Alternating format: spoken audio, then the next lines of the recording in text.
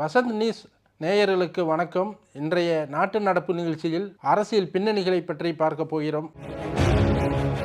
இன்னைக்கு டெல்லியில் நடந்த வீடு வழங்கக்கூடிய ஒரு நிகழ்ச்சியில் பங்கேற்ற பிரதமர் மோடி என்ன பேசியிருக்காருன்னா, எனக்குன்னு ஒரு பிரம்மாண்டமான ஒரு ஆடம்பரமான ஒரு மாளிகையை நான் கட்டியிருக்கலாம். ஆனால் நான் கட்டி கொள்ளலை. ஆனால் மக்களுக்காக 4 கோடி வீடுகளை நான் கட்டி கொடுத்துருக்குறேன். ஒவ்வொரு இந்தியருக்கும் ஒரு வீடு அப்படிங்கிற அந்த கனவு தான் என்னுடைய தொலைநோக்கு திட்டம் அப்படிங்கிறதெல்லாம் சொல்லியிருக்கிறாரு. இவர் இப்படி உருக்கமாக பேசியிருக்கக்கூடிய இந்த பேச்சை கண்டு நெட்டிசன்கள் பலரும் பல்வேறு விமர்சனங்களை சமூக வலைதளங்களில் பதிவிட்டு கிண்டல் அடித்து வராங்க. அதில் அவங்க என்ன சொல்கிறாங்கன்னா, பிரதமர் மோடி இப்படி நீலி கண்ணீர் வடிக்கிறதுக்கு காரணம் என்னன்னு சொல்லிட்டு நமக்கு தெரியல. ஆனால் பாஜக ஆளக்கூடிய மத்திய பிரதேசம், உத்தரப்பிரதேசம், அஸ்ஸாம் போன்ற மாநிலங்களில் சிறுபான்மை மக்களை குறிவைத்து அவங்களுடைய வீடுகள், கடைகள் மற்றும் அவங்களுடைய வாழ்வாதாரங்களை மொத்தமாகவே அழிக்கக்கூடிய செயல்களில் அங்கே இருக்கக்கூடிய பாஜக அரசு செயல்பட்டு இருக்கு. குறிப்பாக சொல்ல போனோம்னா, அங்கே இருக்கக்கூடிய மக்களுடைய வீடுகளை புல்டோசர்களை கொண்டு இடிக்கிறதையே அங்கே ஒரு பெரும் பணியாகவே அந்த அரசுகள் திட்டமிட்டு செயலாற்றிட்டு வருது அப்படிங்கிறது மாதிரியான கருத்துக்கள் இருக்குது.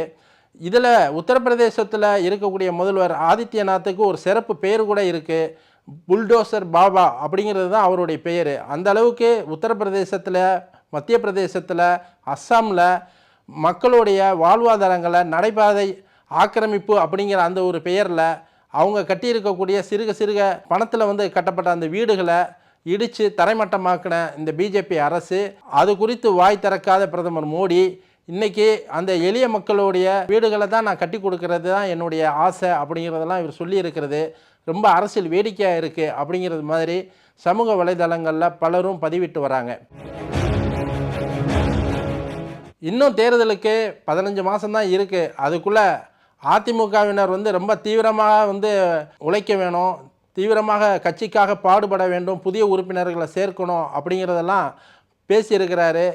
அதிமுகவுடைய துணை பொதுச் செயலாளர்கள் ஒருவரான கேபி முனுசாமி எங்கே பேசியிருக்கிறாருன்னா, கடந்த டிசம்பர் 15ஆம் தேதி சென்னையில் நடந்த அதிமுக பொதுக்குழு கூட்டத்தில் பேசின கேபி முனுசாமி அவர் என்ன சொல்லியிருக்காருன்னா, அதிமுக இந்த ஜனவரியில் இருந்து அடுத்த ஆண்டு மார்ச் மாதத்திற்குள்ளே ஒரு 15 மாதங்கள் தான் தேர்தலுக்கு இருக்குது. அந்த சட்டமன்ற தேர்தலில் திட்டமிட்டு நம்ம செயலாற்றினா தேர்தலில் வெற்றி பெற முடியும். இதற்கு நம்ம என்ன செய்யணும்னா, மாதத்துக்கு குறைந்தது ஒரு 3 பொதுக்கூட்டங்களை நடத்தணும், 3 ஆர்ப்பாட்டங்களை நடத்தணும், 3 போராட்டங்களை நடத்தணும். இப்படி நடத்துறது மூலமாக நம்ம மக்களுடைய கவனத்தை நம்ம ஈர்க்க முடியும். ஆளுங்கட்சிக்கு எதிரான விமர்சன பார்வையை நம்ம கொண்டு போயிட்டோம்னாலே மக்கள் மத்தியில் நம்ம ஜெயிச்சிட முடியும் அப்படிங்கிறதெல்லாம் இவர் பட்டியலிட்டு பேசிட்டு என்ன சொல்லியிருக்காருன்னா, இதற்கு ஆகக்கூடிய செலவை நீங்கள் தலைமையிட்ட இருந்து எதிர்பார்க்காதீங்க. அந்தந்த மாவட்ட செயலாளர்கள் ஒன்றிய செயலாளர்களுக்கு கொடுங்க, ஒன்றிய செயலாளர்கள் அங்கே இருக்கக்கூடிய வட்ட செயலாளர்களுக்கு கொடுங்க, கிளை செயலாளர்களுக்கு கொடுங்க. இதை கொண்டு நீங்கள் அங்கே இருக்கக்கூடிய பெருவாரியான மக்களை திரட்டி கொண்டு இது மாதிரி போராட்டங்களில் மாஸ்க் காட்டுங்க. அப்போ தான் நம்ம முழு பலத்தோடு நம்ம தேர்தலை சந்திக்க முடியும் அப்படிங்கிற மாதிரிலாம் அவர் சொல்லியிருக்காரு. இது குறித்து அந்த அதிமுகவினர் பலரும் பல கருத்துக்களை சொல்கிறாங்க. அப்பா கேபி முனுசாமிக்கு என்னப்பா, அவர் ஏற்கனவே அமைச்சராக இருந்தார், பெருமளவு அவர் பணத்தை சம்பாதிச்சார், அவர் ஒரு பக்கம் இருக்கார். இப்போ இதில் அதிமுகவில் இருக்கக்கூடிய 82 மாவட்ட செயலாளர்களில் கிட்டத்தட்ட ஒரு 32 மாவட்ட செயலாளர்கள் அமைச்சர்களாக இருந்து பதவி சுகத்தை அனுபவித்தவங்க. அவங்க செலவு பண்ணலாம், ஆனால் அவங்களே செலவு பண்ணுறதுக்கு யோசிக்கிறாங்க. அப்படி இருக்கல நாங்கள்லாம் புதுசாக தான் வந்திருக்கிறோம். இப்போ கட்சியிலேருந்து இப்போ ஒரு மாவட்டத்தையே ஒரு 5 மாவட்டமாக பிரித்து மாவட்ட செயலாளர்கள் பதவி நமக்கு கொடுத்துருக்குறாங்க. நாங்கள்லாம் எப்படி செலவு பண்ண முடியும், எங்களுக்கு எந்த ஒரு சோர்ஸுமே இல்லை அப்படிங்கிற மாதிரி மாவட்ட செயலாளர்கள் ஒரு பக்கம் புலம்பிகிட்டு இருக்காங்கன்னா, ஒன்றிய செயலாளர்கள் என்ன சொல்கிறாங்கன்னா, எங்கள்கிட்டையும் சரியான அளவுக்கு பொருளாதார வசதியெல்லாம் கிடையாது. ஏதோ கட்சியில் எடப்பாடியார் அவருடைய தலைமை நாங்கள் ஏற்றுக்கிட்டோம் அப்படிங்கிறதுக்காக நாங்கள் இருக்கிறோம். ஆனால் செலவு பண்ணக்கூடிய அளவுக்கு எங்கள்கிட்ட ஒரு பொருளாதார வசதியெல்லாம் எங்கள்கிட்ட இல்லை அப்படிங்கிற மாதிரி அவங்களும் சொல்லியிருக்கிறாங்களாம். இப்படி அதிமுகவுக்குள்ளேயே மாறி மாறி நிர்வாகிகளுக்கிடையே ஏற்படக்கூடிய இந்த கருத்து மோதலுங்கிறது அங்கே ஒரு உச்சத்தை தொட்டு இருக்குன்னே சொல்லலாம்.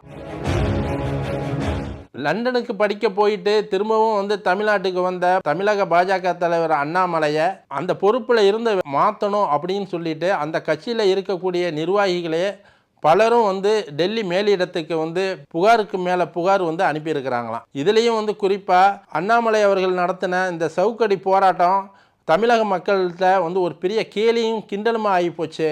நம்ம பாஜகன்னு நினச்சாலே எல்லாரும் சிரிக்கிறாங்க அப்படிங்கிற மாதிரிலாம் சொல்லி கமெண்ட்ஸ் போட்டு நிறைய பெட்டிஷனை வந்து மேலிடத்துக்கு தட்டியிருக்காங்களாம். ஆனாலும் மேலிடம் வந்து என்ன சொல்லுதுன்னா, அண்ணாமலை வந்து தமிழ்நாட்டில் ஏதாவது ஒன்று செய்யட்டும், அது கேலியோ கிண்டலோ, ஆனால் வந்து பாஜகவை பற்றி பேசுகிறாங்களாம் மக்கள். அதுதான் நமக்கு தேவை.